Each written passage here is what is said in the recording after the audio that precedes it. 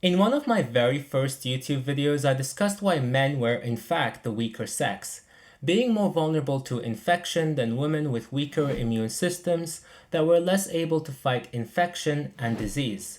And it seems that this vulnerability also extends to autism, with boys being up to 4 times more likely to be diagnosed with autism than girls.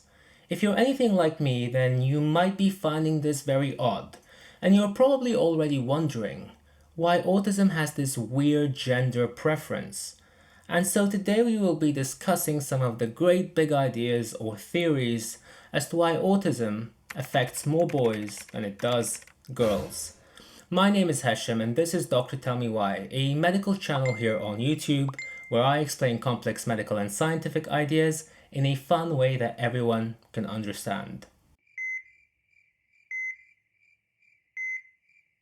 One of the most popular theories as to why autism affects more boys than it does girls is Simon Baron-Cohen's The Extreme Male Brain Theory.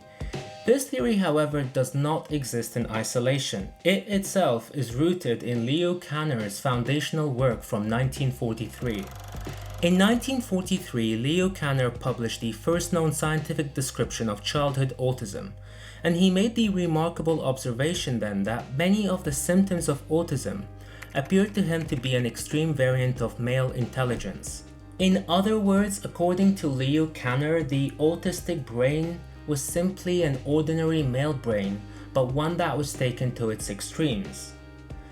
Almost 60 years later, Simon Baron-Cohen was able to show that many of the cognitive difficulties observed in autism were found in areas where the average female would typically outperform the average male. Think verbal communication, empathy, and language, for example, all things which girls are often perceived to be better at than boys. Girls, for example, tend to speak on average a little earlier than boys and also tend to show a more sophisticated use and grasp of language. Incidentally, verbal communication is something that a lot of autistic children tend to struggle with. And while it's definitely not true that autistic people are all great at mathematics and science, there is a substantial amount of evidence that their fathers might be. Fathers who are engineers, doctors, or accountants, all jobs that require strong analytical skills, were found to be twice as likely to father autistic children than men who had non-analytical jobs. And in places like California's Silicon Valley, where a large portion of the population have highly technical jobs like jobs in data and in computer science, mining and harvesting your own personal data for Mark Zuckerberg.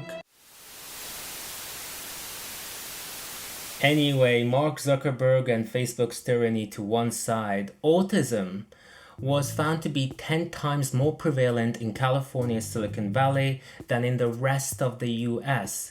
This effect was so profound that it was dubbed by some as being the Silicon Valley phenomena. There are also notable structural differences in the brains of autistic people. Notably, they tend to have a smaller corpus callosum, a larger amygdala, and a thinner cortex. And so you might be wondering at this point, what could be responsible for the structural and the functional differences that are observed in the brains of autistic people? And what all this could possibly have to do with explaining the gender bias that is seen in autism? And well, scientists think that they might have a culprit, the culprit being fetal testosterone, or testosterone that the fetus was exposed to during pregnancy. Studies were able to illustrate that higher testosterone levels in the womb correlated with traits such as decreased eye contact, something that is often considered characteristic of autism. This correlation did not hold for postnatal or after birth exposure to testosterone, making me think that there is a very narrow vital window for brain development during pregnancy that just happens to be very testosterone sensitive. And if you give a fetus's brain too much testosterone during this very vital narrow window, its brain will develop to be more extremely male or more autistic. This could help explain the gender bias. A male fetus will typically have access to higher levels of testosterone in its immediate environment, and therefore it's believed that the change in testosterone needed to turn a male fetus autistic may just be significantly smaller than that needed to turn a female fetus autistic, thus placing males at a higher overall risk of developing autism.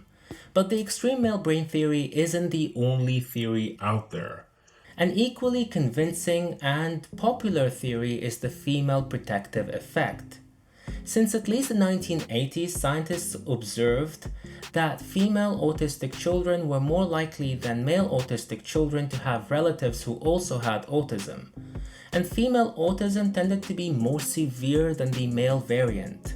Younger siblings of autistic girls were also significantly more likely to have autism themselves than younger siblings of autistic boys. All this eventually led to an important 2011 study which analyzed the DNA of autistic boys and girls and showed that, on average, autistic girls tended to have more mutations in their genes than autistic boys. This could potentially mean that girls required a larger genetic hit or more mutations to develop the same autistic traits as boys. In other words, you could think of it as girls being more genetically resilient to autism.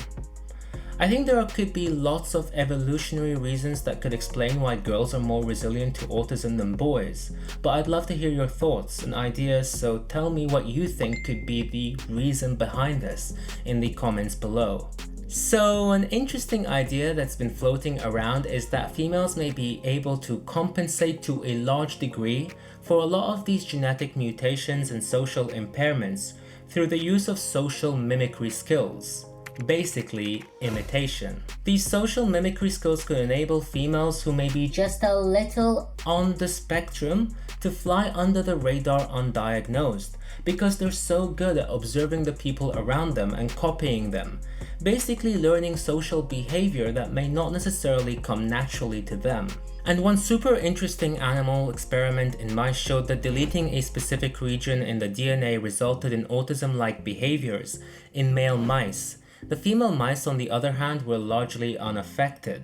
They compensated for their genetic loss behaviorally. Now let's turn the table to you guys. Tell me in the comments below which theory you like the most, the female protective effect or the extreme male brain theory, and tell me why. Maybe you like a combination of the two. Either way, I think it's important to remember that because of autism's gender bias for males, autistic females tend to have worse outcomes overall than autistic males. I personally think this is because a large portion of the research tends to focus on male autism while completely ignoring female autism. I think there is a really pressing need for research that specifically focuses on female autism and tries to distinguish it from the male form. I do plan to revisit autism in the future, and I do plan to make a video about the potential various causes of autism.